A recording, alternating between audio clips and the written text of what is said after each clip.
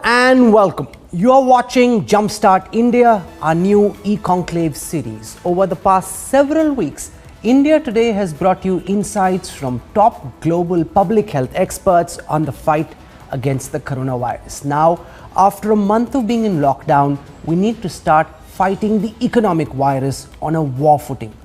How do we revive the Indian economy from Corona Coma without jeopardizing the battle against the virus? How should we save both lives and livelihoods? I have a very distinguished panel of top corporate voices joining me on the inaugural edition of Jumpstart India. My first guest is Puneet Chhatwal. He's the Managing Director and Chief Executive Officer of South Asia's largest hospitality brand, the Indian Hotel Company Limited, which runs the Taj and Vivanta Group of hotels. He's also the President of the Hotel Association of India. Kulhin Lalbhai is the Executive Director of Arvind Limited. He drives new initiatives in the consumer business of the group. The Arvind Group runs brands like Arrow, Flying Machine, Nautica and Megamart. Chandrajit Banerjee is the Director General of the Confederation of Indian Industry. He knows more about what's happening across India Inc. than anyone else. Arjun Sharma is the Chairperson of the Select Group. He runs the popular Select City Malls, has interests across shopping centers, travel and tourism, hospitality, retail, agriculture and private equity. For a perspective on the company's startup sector, we've invited Varun Khaitan. He's the founder and director of Urban Clap Technologies India Private Limited.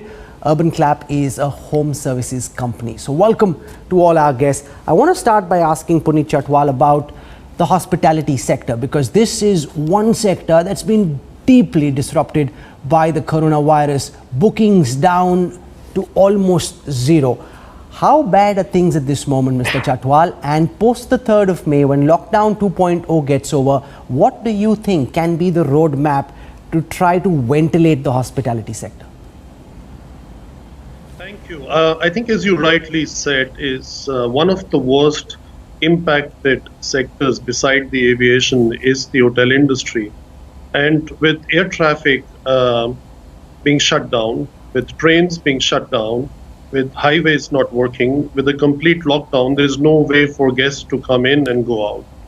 Over and above that, there is obviously the fear in the minds of consumers going forward in what to expect when they get into such establishments. Having said that, I do believe that we will have two phases going forward. One is the post-lockdown or the post-corona phase, and the second is what we call the post-vaccine phase.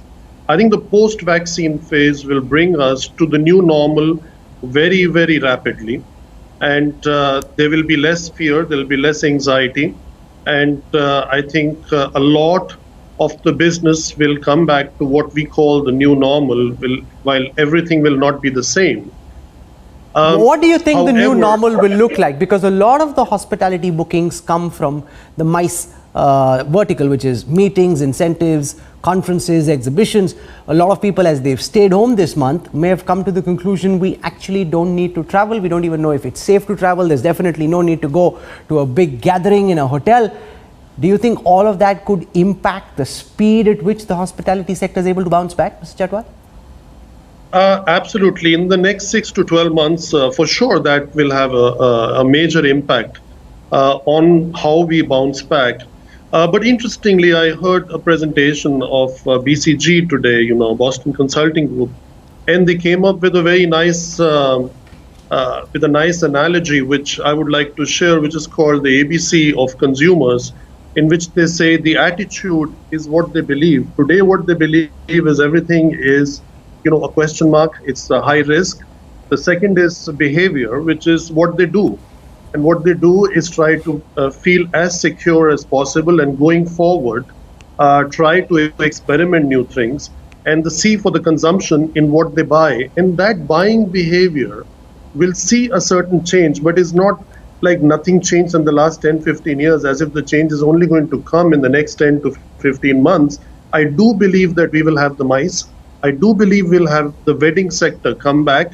I do believe we will continue to celebrate our festivals like we have done in the past, and with maybe certain measures and social distancing norms, which will become maybe the new normal going forward. Kulin Lalbhai, the concern from the retail sector's perspective is that there's a lot of worries about job security, and people may or may not want to go to big brands, want to spend extra on buying clothes. Do you believe that all discretionary spending, at least in the short term, could be impacted? What kind of a road to recovery are you hoping for, Mr. Lalbhai? Yes, I think if you split retail into essential and non-essential, I think essential retail has been on throughout the crisis, the food, grocery, but the non-essential retail, as you rightly put it, these are discretionary spends. And as soon as the graded lockdown also opens up, people would not be swarming back to the stores to buy a product. If you look at the only case study we have in the world, which is China, 2 months after their lockdown, they are still looking at a business which is 30 to 40% less than pre-COVID levels. So I think one very clear thing is that this is not going to be a very quick bounce back. I think definitely it will take 4 to 6 months to come back to a certain level of business. And even that business would not be, right up to pre-COVID levels, because it will take time for disposable income to come back. I think what is going to be very critical, like the way we are currently thinking about safe manufacturing, safe consumption and safe shopping, will need to be something that the industry and the government will have to work very strongly on. Because only when consumers feel things are safe will they come back to stores and purchase. And I think every type of retail can be made safe. Obviously, e-commerce is a very safe channel. Standalone stores on high streets which have fewer footfalls can be made very safe. And, even though it's kind of misunderstood, a mall can be incredibly safe because it has one entry and one exit. I think the industry will have to work very hard to become very safe in its practices and then convince the customers that safe shopping is possible. What's your plan to reopen manufacturing? One of the key concerns is to see how factories can be brought up and running once again. The government has said you have to arrange for your own transportation, see if you can find ways of ensuring that the employees stay very close to the manufacturing premises. Are you planning to reopen factories, or would you rather for demand to start picking up and then start manufacturing? There's a bit of a catch-22 situation at this moment. Yes, till demand comes in, especially domestic demand, it will be challenging for manufacturing to really scale up because the cash flow would come from the end consumer points. However, there are some export orders that certain segments of manufacturing have. And, we have worked very hard on safe manufacturing as well. And that would entail opening factories with less than 50% workforce, dividing the workforce into Group A, Group B, and preventing any overlap. The transport that you managed, regular fumigation of all the premise, masks. There's a lot of hard work that has gone in. And I think government and industry have worked hard to put together an SOP. And we will have to challenge ourselves to kind of scale up. And hopefully, as the domestic demand comes in and scales up post-May, it will become more viable for manufacturing to really scale up. Mr. Venu Srinivasan runs the TVS group of companies, one of India's most well-regarded industrialists. Mr. Srinivasan, the auto sector in particular has been terribly hit by this lockdown, because the entire sector, report recently said, has sold virtually close to zero two-wheelers or three-wheelers. What kind of a road to recovery are you looking at post the 3rd of May? The road to recovery has to be led by demand. And for demand, we are looking at a 5 or 6 or 7% economic expansion, fiscal expansion that the government should do, which we are talking about $100 to $120 billion in addition to what they've done. They've done very well on the monetary space, and we are very happy with that. What they've done for NBFCs, for banks, repo rates, for forcing people to lend, all that is very good. But for the demand side, we have to put money into the hands of people. So in other countries, anybody who's laid off is paid 80% of the pay by the government. What about all the migrant labor? The Jandan accounts can be refilled at 5,000 rupees a month for 2-3 months. How do you open small tea shops, hairdressers, laundries, or dhobis? the carpenters, plumbers. So unless we put money into the hands of the consumer with GST reduction, maybe a tax giveaway for some time, we have to positively put this $100 billion in the economy. But Mr. Srinivasan, the government will argue that revenue is already hard to come by, finances are stretched, and as a result, you can't compare what Germany, Japan or the United States have done with the ability of the Indian government to bail out industry in the same fashion. They're actually hoping that industrialists like you, can find your own ways of bouncing back rather than putting the entire onus on the government, sir. Well, America, if you look at the fiscal deficit, is larger than India. Their debt to GDP ratios are much higher than India. We have more space than we think we have. And on top of that, we need to spend on infrastructure. This is the best time to take Swachh Bharat and put in 50 cities 100% wastewater recycling, which will also help the country, which will save our groundwater, provide drinking water, irrigation, whatever we need, and also solid waste, which is polluting the ground. Take the solid waste, reclaim it, recycle it. I think there are huge opportunities which for the future we can invest in. So the combination of the two is the only way, otherwise there will be no demand. And if there's no fiscal incentive, I expect the demand to come back only in 6 quarters. You're expecting that it will take 6 quarters for demand to start coming back to normal. Yes. Chandrajit Banerjee, we've spoken about different sectors. I have one more comment I want to make. If you don't do a fiscal expansion, I expect to see a 1 to 2% contraction in the GDP. So you're saying rather than the 1 to 2% expansion that the IMF spoke about, you're actually expecting the GDP to contract. Chandrajit Banerjee, we've spoken about different sectors. I want to zoom out for a moment and look at India Inc. in totality. What is it that in the immediate aftermath of the lockdown 2.0, starting the 3rd of May, you think industry requires so that the economy can start getting ventilated?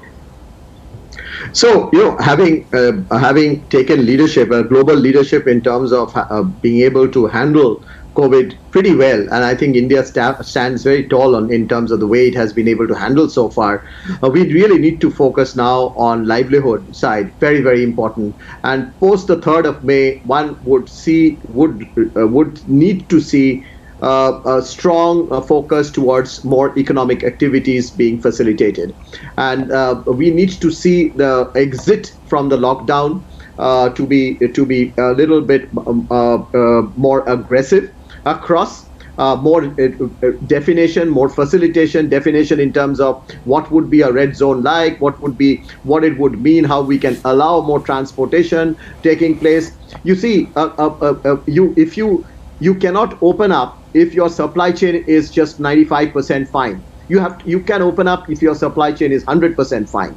So all of this, be it manufacturing and be and beyond, we need to see a much more aggressive opening up. One of the challenges though, CB, has been that even in the non-hotspot areas where manufacturing has now been allowed post the 20th of April, there hardly has been any kickstart of industrial activity. That's because industrialists at this moment seem to be fearing that even if they produce, if everybody else is locked down, nobody's traveling, nobody's consuming, there is no demand. So therefore, what's the point of creating stock when you don't even know how it will ultimately get used? So what is it that you believe?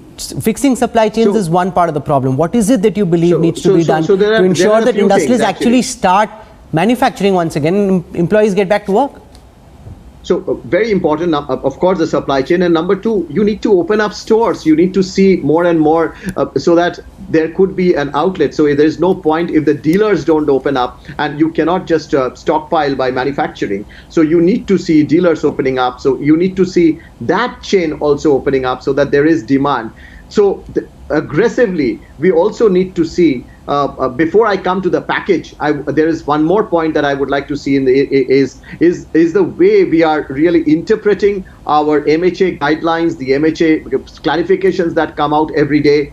Great clarification. In fact, today I just saw this paper which gives the MHA clarification this evening, just a couple of hours, which came out to say that they will let transportation go through the trucks, free movement of trucks, something that we have been demanding for such a long time. It's a fantastic thing to happen. So we need that. We need that interpretation. We don't want a sort of a extortion raj to come back at the district level to say that you cannot open up your shop. Prove to me that you are an electrician for you to go out. Show me your ITI certificate. All of that can't happen. You need to be more facilitating. And for all of this to happen, most importantly, along with the opening up, as you go up from the 3rd of May, we need to see the package coming in, the strong fiscal package that Mr. Venu Srinivasan spoke about, but we need to see the package very well dovetailed with those for the workers, for the self-employed operators. Is going to be very important to give that for poor package along with the MSME package, plus the industry, the stress sectors package. This is a very aggressive. India has the space today. India needs to do that. We need to.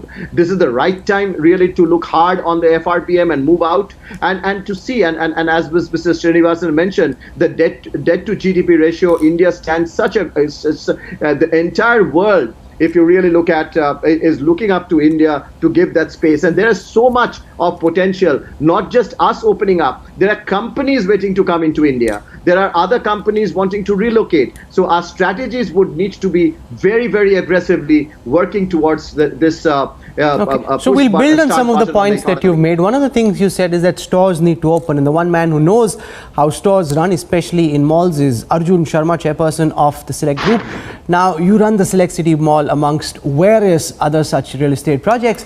I want to understand from you, Mr. Sharma, because the fear is that as you come into a closed, air-conditioned space, that is the most fertile ground for COVID-19 to spread. The other problem is that at this time, there's uncertainty about job prospects, salaries are being cut, there's most certainly no appraisal increment happening, and therefore, discretionary spending would be held back. How do you hope to get stores back, to get footfalls there, and yet at the same time ensure that malls don't become a channel for the spread of COVID? Well, Rahul, our view, and that is the view of the Shopping Center Association of India, we're about 650 plus members, that shopping centers probably represent the best way to manage social distancing, ensuring that everybody who enters and exits is wearing masks, make sure that we have the carrying capacity, not just of the shopping center by floor, but also of each of the stores. Now, that is something that you cannot do in open spaces or in open markets. So really, if at all, any retail has to open, organized retail is just the most fertile place to open. Now, your question on air conditioning, actually, this is a bit of a misnomer. If you basically treat your air well and you have proper filtration systems and HEPA filtration systems, which most shopping centers have today, then absolutely the inflow of viruses can be blocked to a great extent. And we also know the fact that even when they come into the center, we will not allow people to walk around as any responsible business without masks. So if you sanitize the place well, if you keep the place clean well, and we are working with the retailers on the bounce back. People like Colleen's brands are already in touch with shopping centers. They are figuring out that maybe we're not going to open with 100%, as and when the government allows, and we hope that they allow it fast. That we will probably open, say, with a 30% and step it up gradually. So that explain to our viewers who are watching you, what would the new mall look like in the post-lockdown scenario vis-a-vis a regular mall experience before coronavirus hit us? Well, Rahul, for sure, you will not see the same crowds. You will not see too many programs of culture and get-togethers that we do often. Like, we celebrate every festival, for example, with great aplomb. We will not be doing that. We will be probably rejigging a bit of the mall portfolio to include more essential items. A lot of empty spaces in the mall atriums could be used, for example, to add more essential items. And we are seeing, for example, when we've been doing customer surveys, that people actually are quite bottled up sitting at home in this lockdown, and there is a degree of frustration. Yes, people have lost jobs. There have been salary cuts across middle India, upper India, but people still, Indians intrinsically are savers. So, for example, we're seeing that women are asking us, can we come back for makeup? People are asking, can we is the toaster, can we buy a toaster? I need a new Apple phone, or I need a new charger. So there is a different kind of customer. Yes, there will be some like F&B, I think certainly will get affected in the long run. So you'll probably see restaurants with maybe 30% capacity, 40% capacity. But by far and large, we are quite conscious that in the first maybe, I would say close to 2 to 3 weeks, we will probably open with only 25% of our carrying capacity in each of these shopping centers. And that will be a good way, because we also want to work with our retailers to get their cash flows going. And I think the retailers that have domestic manufacturing will probably be the ones that will be the fastest off the ground, because they're able to ramp up manufacturing, and people who are dependent on imports will struggle to kind of get their logistics into place. Okay, Varun Kaitan, I want to spend a moment talking about the startup ecosystem. So one at Urban Clap, which you now call the Urban Company, and secondly across startups, there's been a huge concern that cash flows are down. In any case, the financial situation with startups at any time hugely precarious. More rounds of funding could be hard to come by. How are you hoping to tide over the coronavirus crisis? Thank you, Rahul. I would say, first of all, overall, at a country level, I'm very proud to see the actions of the government. The lockdown has been successful in controlling the situation in the country. And since April 20th, the government has slowly allowed the number of essential services in the country to open up, starting with the most important low-risk ones. The strategy of the government to actually open up the economy in phases, in zones and by industry seems to be the right one. As a young company, of course, such a situation is unprecedented and leads to a fair amount of financial stress. But we have taken a set of measures internally. Thankfully, we had a strong balance sheet to start with, but we have made sure that one, we reduce our costs for the time being, although we haven't taken any strict action against employees, no salary cuts, no layoffs. We've been able to reduce all other costs so that we are able to survive longer as a lean company, and we are looking forward to the future. So according to the MHA guidelines, some of our businesses like home repair services have been allowed, and then states have followed suit. So some part of our business has opened up, and we are looking forward for the government to allow more and more lines of business to start opening up. I think. Do you have a sense of the entire startup ecosystem?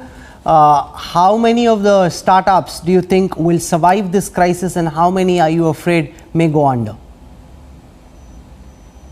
I think it's hard to put a number. I would say startups which are very early in their journey would probably face the heat because of the uncertain situation. But among the more mature ones, the companies that have followed prudent practices and run good businesses, I think a majority of them will be doing fine. In fact, as an industry, e-commerce is something I expect the government should fully support. As we come out of lockdown, I have really two messages. One, that the government puts in place strict norms around safety and hygiene, so that as we gradually open up, we don't let the virus spread, and we don't put any risk of taking steps backwards if things go out of hand. So let's be very strict and careful as an industry and as government to responsibly open things up.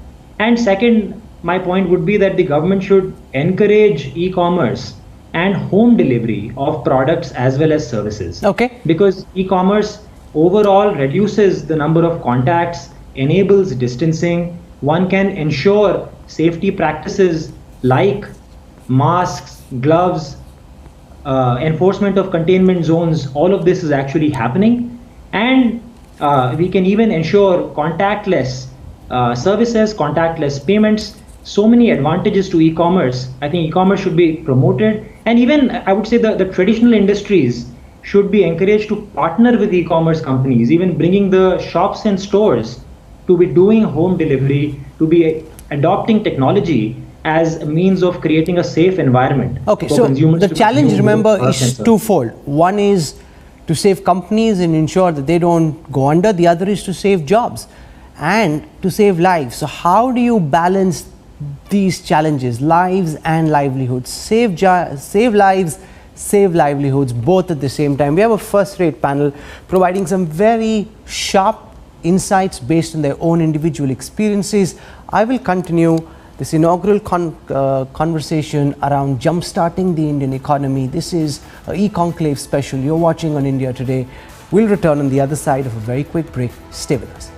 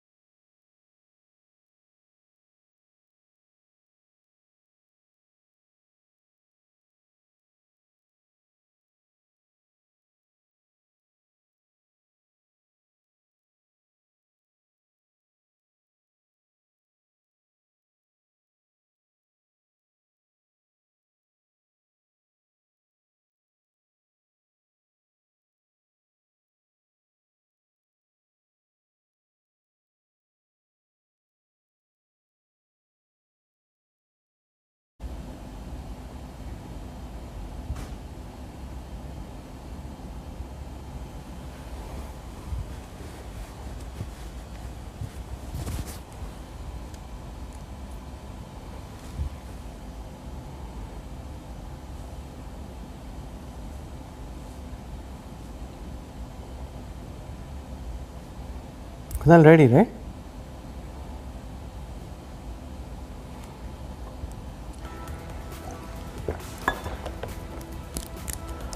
Welcome back. You're watching this India Today E-Conclave Jumpstart conversation. We're dealing with ways to ventilate the Indian economy and to come out of Corona Coma. Joining me on this broadcast, the chairperson of the TVS Group, Venu Srinivasan, right in the corner at the bottom.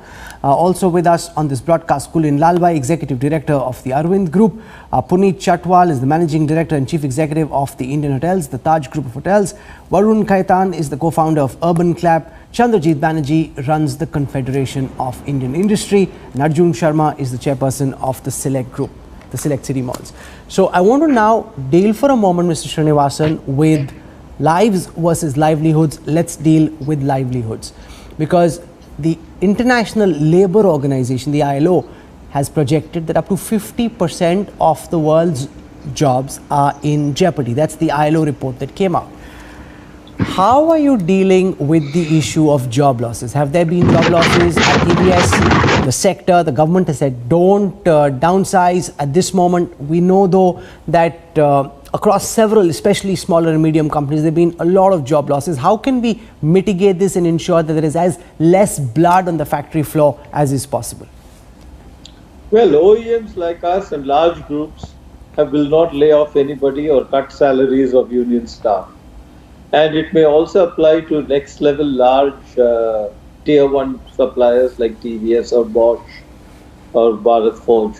But once you go to tier two, they are already under strain and close to bankruptcy. They will take whatever decision they have to take. And there are thousands and thousands of job losses, as you can see from the migrants who are moving from Bombay, Delhi, and spreading out across the country. The one concern that we have is we already really locked down and done something remarkable under our Prime Minister's leadership. We have really taken a tough call and bit the bullet. But now we have no choice, even at a risk of some continuing spread, to open up because livelihoods have to be saved. It is not about economy and the companies doing well. It is about 100 million people losing their jobs in the country would create a social situation that would be very difficult to manage. And therefore, we must look at livelihoods, particularly what Chandrajit Banerjee said about migrant labor, small shops, small businesses. No, let's deal for a moment with the automobile sector, Mr. Srinivasan, because one of the meta trends globally in manufacturing has been towards automation and robotics. Now there is the added concern about hygiene and infection. Do you think that it is only inevitable that COVID-19 will accelerate the speed of the adoption of automation, robotics inside automobile manufacturing, and that could impact job creation and job serviceability in the medium term? Hello? Do you hear me, sir? Hello? Sorry. No, but I would like to say that, that adoption will go on. There may be a short-term impetus, but within the next 6 months or a year, after the first wave, the second wave, the COVID will go away like other things. We'll develop antibodies, we'll develop drugs, we'll develop vaccines. So I don't see that a long-term trend is automation, but a long-term trend would be work from home, travel much less, and therefore it will affect reality, it will affect hotels, it will affect airlines, and you're seeing decimation of airlines. So it will have other long-term impact. But I think COVID itself driving huge automation, because all this is for, in my opinion, maybe a year away before we get a treatment, at least definitely a drug, and maybe 15 months before we get a vaccine. So I don't, the cholera came, the plague came, the Spanish flu came, now the COVID. I think this too will pass.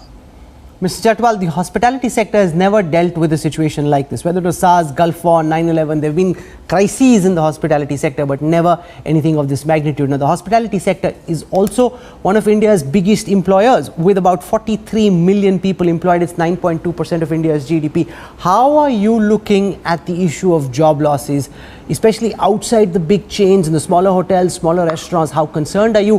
What can we do to try and minimize job losses? I think I first want to take a step back to the previous questions and want to build on what Mr. Srinivasan had said. We are in this crisis, which is also a very big opportunity.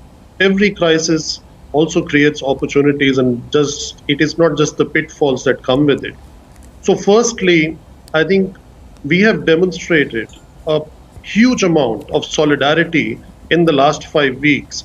And everyone in this has been together. It was not government versus businesses, businesses versus employers, employers versus employees, employees versus migrant. I think we can all say that everybody showed a lot of discipline, and we did quite well and should keep doing what we have done. And I think going forward, it is very important that it is again not that one institution that can bring us out of this crisis and help us reduce the job losses. If we work collectively in creating a right framework, then I am quite sure, and I remain very confident, that the job losses will be minimal, or on the contrary, all the industries will thrive going forward. And when you say right framework, Mr. Chatwal, what's the kind of framework that you would like to see implemented to minimize job losses? For sure, like we got a 3-month moratorium on principals, interest, on all other obligations. Maybe a 12-month moratorium is needed. Maybe, licenses get extended automatic, because businesses cannot do anything if they are shut down, and you have to still pay the excise fees, you still have to pay property taxes, you still have to pay all other duties and obligations without having any revenue or use of the space. I think state governments can help in terms of giving electricity or other utilities at a marginalized cost or certain written reductions. So why is that important? It's very important in certain industries. Let's say, for example, you said 9.2% of the jobs, or so 9.2% is the contribution to GDP from hotel and tourism business, creating almost 8% jobs directly, and indirectly more than 12.5% of the population employed is directly or indirectly related to this sector. So I think in order to make sure that everybody gets enough cash flows, including the tax cash flow coming in, it's very important to create a framework that induces travel, that induces domestic demand, that induces job creation, and not only creation, it induces job protection. As Mr. Srinivasan said, and there are countries where 80% of the labor cost has been subsidized by the government. Maybe 80 is the wrong percentage for us and is not relevant, but maybe it's 20, maybe it's 30. We requested as Hotel Association for 50 for a few months, and that would help create less volatility, create working capital, and help secure not only what we have, but to build a very strong future. Kulin Lalbhai, in the retail sector, in the manufacturing sector, in the textile sector, what do you think needs to be done to try and ensure that as many jobs as is possible and as many companies as is possible can be protected? The core challenge in this whole value chain of apparel retail is that the number of people involved is very, very large. So, for example, in garmenting and retail, your blue-collar workers could be as high as 55% of your costs. So it's very people-intensive. And to make things more challenging, it is also working capital intensive. So most retailers would be sitting on 3 to 6 months of working capital. So I think the short-term focus has to be on survival and then on recovery. And I think on survival, the most important thing that is required is liquidity. I think companies will need the most help upfront when their revenues are 10, 20%. So if they have access to liquidity and longer moratoriums, then, that itself will play a very large role in allowing more companies to survive and thereby the job losses being less. And the second thing, I think, for very job-intensive sectors, between apparel, between manufacturing and retail in our segments, almost, we are talking about 70 million, people involved. So, it's very, very critical that, the support is given up front, and maybe for the blue-collared workers, there could be some direct support on salary, some partial support on salary given by the government, especially for the stress sectors. After we are through the survival phase, I think in the recovery phase, I would add to what Venuji said, some sort of demand stimulus would definitely help. But I think in the next 3 to 4 months, in the survival phase, liquidity and some sort of employment support would go a very long way. Let me put that question then to Chandrajit Banerjee, because you spend virtually your entire day liaising with government, talking to various policymakers, ministers, bureaucrats. And when you tell them that virtually every sector is seeking some kind of employment support, from what I know, what they tell me, they say that's impossible. You have to be realistic. If we have to protect people, we'll protect farmers, migrant workers. We're still trying to work out some kind of a package, maybe even MSMEs. But if the bigger groups also start seeking employment support, they say that is impossible. How do you reconcile these two challenges, the real problems that these industrialists face with the constraints of the revenue available with the government to spend? No, I think we'll have to have a very practical support to outlook to it. As if you will see, what really required is you have had monetary interventions, RBI coming in very strongly over the last a couple of times. Now, what's required, and this is the right time to do it. And if you see the type of economic suffering that the main thing that really comes out is jobs at this point in time, a huge issue on jobs. And if you really expect the industry to keep employment intact, there is got to be governments worldwide has actually supported. It is just not, say, for instance, we talked about the MSME sector, the recommendation of an additional loan limit of, say, 3 months of the wage bill, which will enable them to pay the workers' wages. But there is also, if one really looks at going across, because it's not just the small and the medium sector, but it has to go up the chain. It has to be for the larger companies, because the larger companies itself would be able to see to it that they are able to, say, for instance, make a payment to the small scale industry. It's the mid-sized companies, the larger companies. So there is a lot more support which is required from the government, even for the stressed sector. Which could be large. Additional working capital limits, say, for instance, which should be provided for all enterprises. It should be across the board, and this should also be equivalent to 3 months wage bill and government's guarantee and the RBI backstop facility, which is going to be extremely important. So there is a lot that really required to be done from the government support. And today, I would imagine that India has that space. India has that economic space even today. To really support that, and it in turn say sort of will be able to, today. So when you need to kickstart the demand, so to say. So we need some extraordinary measures to tackle these extraordinary times. Say, for instance, GST. We have to have some way of doing away with it. There is no production anyway at this point in time. So there is the income from GST could be really looked at from the point of view by the government of saying that let us forego with it for some time and see to it that itself helps in picking up of the demand, and wherein we can get production coming in, we can see more demand coming in, and therefore lesser job losses. So it's extremely important, and I would imagine that the government's role in this would be as important as industry. Industry will have to do its bit. Industry is going to do it. It's coming out going to be much more efficient. It is going to be having its control on costs. It's going to be seeing to it that, and it would need labor. Today, one of the biggest issues that we are seeing also, Rahul, is in this COVID scenario, that there is a strong lack of even available workers for a restart, because people have gone back home. No, but Venu Srinivasan, since I speak to so many people in government, can I throw their contention at you that they would rather that you find ways of optimizing efficiency levels, that you find ways of cutting operational costs, that you find ways of creating extra efficiencies, as opposed to starting to retrench? What is it that's being done at TVS and in the automobile sector, in your sense of what's happening across India, to try and reduce costs and make business more optimal? Well, we have protected all our workers as of now, and we'll continue to do it as much as possible. And if somebody leaves, it will be by a voluntary retirement package, which they accept, and which is a substantial outgo for the company, and not by retrenchment. But I think the biggest problem is what Chandrajit Banerjee just said. If you don't have sales, you don't have GST. So if you don't put money in the hands of consumers and also support the larger companies, as Mr. Chatwal said, give a 12-month, 6-month moratorium maybe, and larger companies also to survive.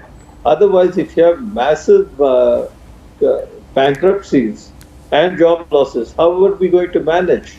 So it's all right to say companies they should manage, but they'll go to IBC. Then what will you do?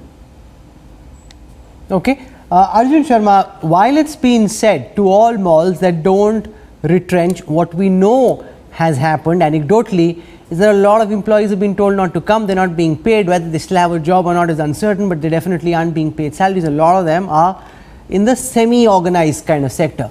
What do you think can and should be done to minimize job losses? Well, Rahul, I would agree with all the speakers before. I think the government has to act. And I think the Prime Minister's office, the Finance Minister, the Reserve Bank of India are all completely seized of our problems as an industry as a whole. It's not just about any particular sector.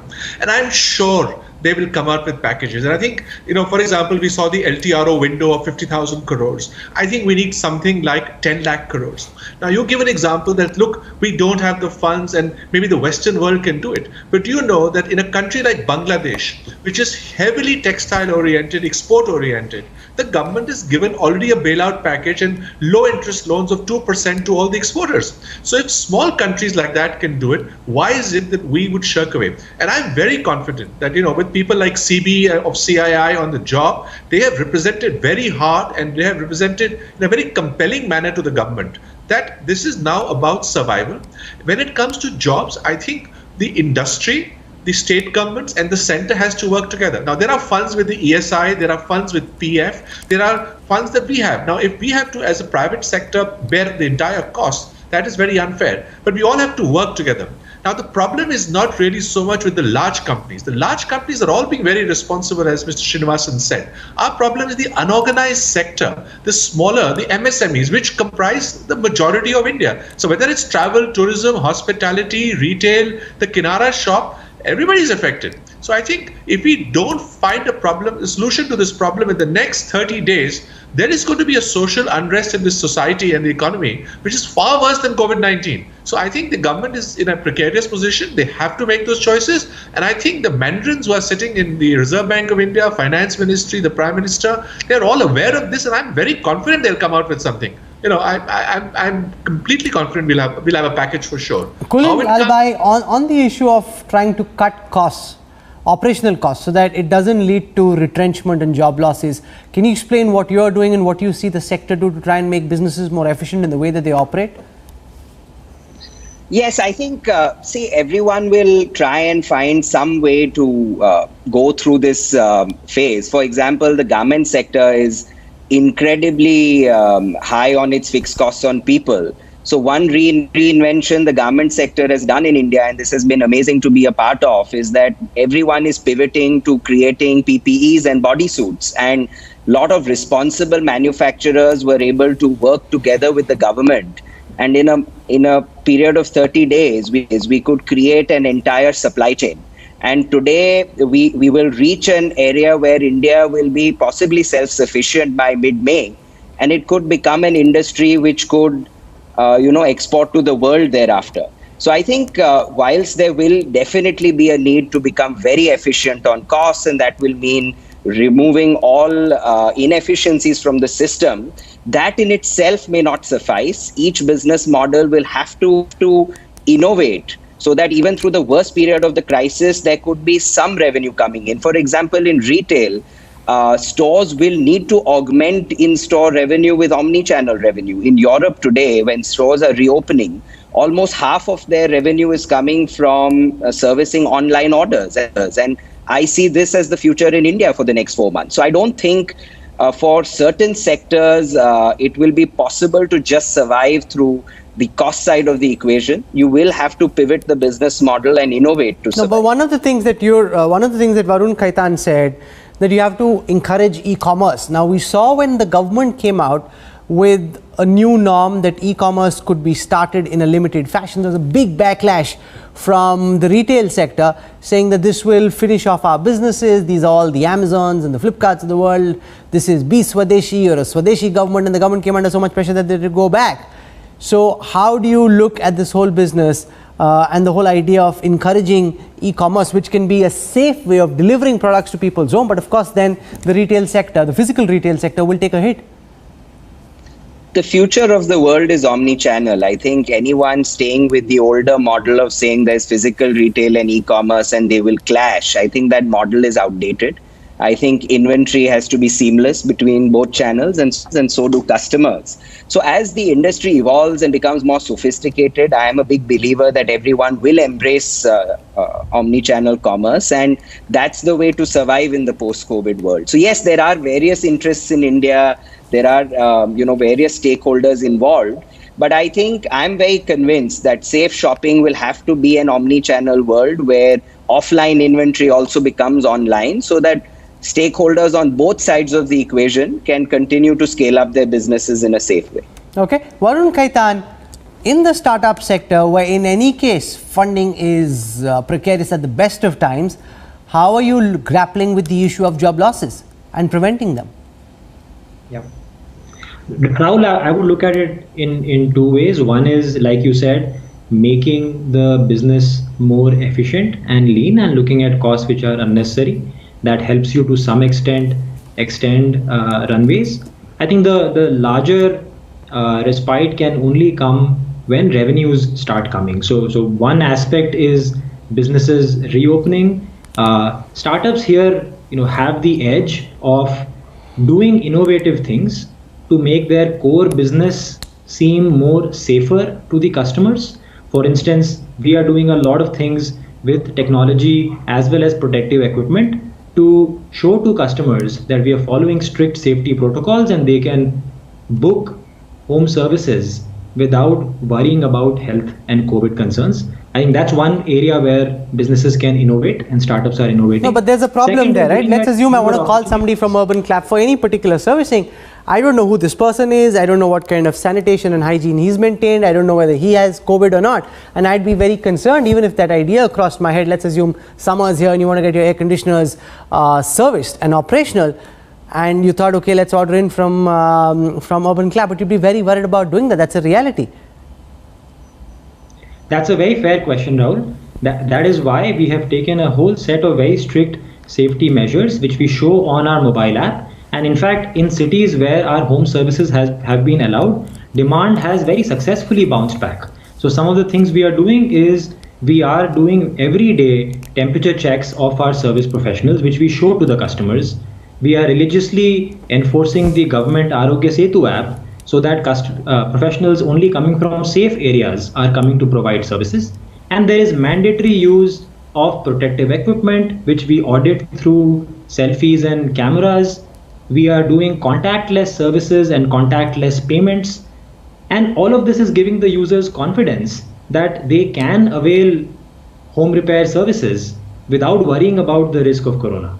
Okay, so we've had an important conversation. I'm not certain that we had all the answers, but we've touched upon the concerns of a cross-section of Indian industry. Lots of expectations from the government in terms of what industry hopes the government can do. The government constantly explaining its own limitations. It'll be interesting to see what Stimulus 2.0 looks like. Remember, this is just the first part of our Jumpstart series. We believe this is one of the most important questions of our times. Now that we've been locked in for more than a month, how do you start ventilating the economy and bouncing back from Corona Coma? So over the next several days, we'll keep inviting top voices from across the sectors of Indian industry and also from government and globally, experts who will help us wrap our heads around this key challenge of bouncing back after COVID-19.